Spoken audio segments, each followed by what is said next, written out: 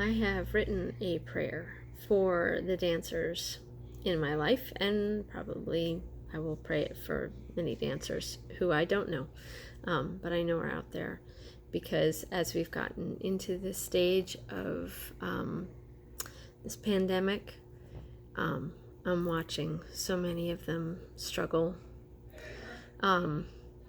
Maybe because the provision for them and because of their work has had to cease completely. And as we start to reckon with what this new world looks like, the performing arts are in a really insecure situation.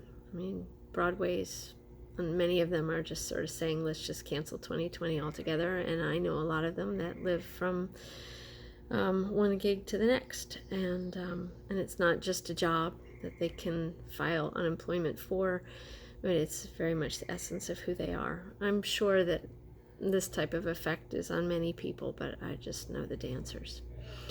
Their bodies, they can't use them, and those are their instruments. It's different than a musician who can create something in the privacy of their home. The choreographer that I know and I work with, the artistic director, said that everybody's just wishing she could get back into the studio because she's getting a little difficult to live with because she needs to be working in a big open space and she needs to be working with bodies.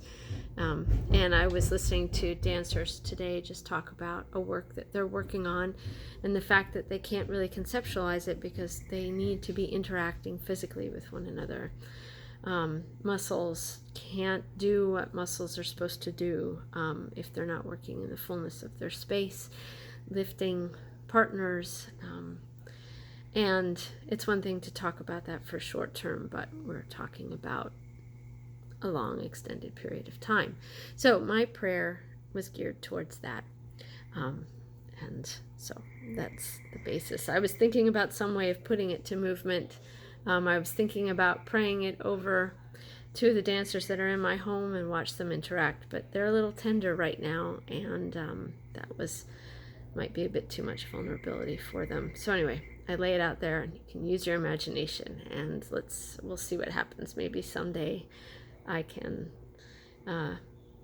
pray this prayer and interact with it physically myself, or watch others interact with it physically.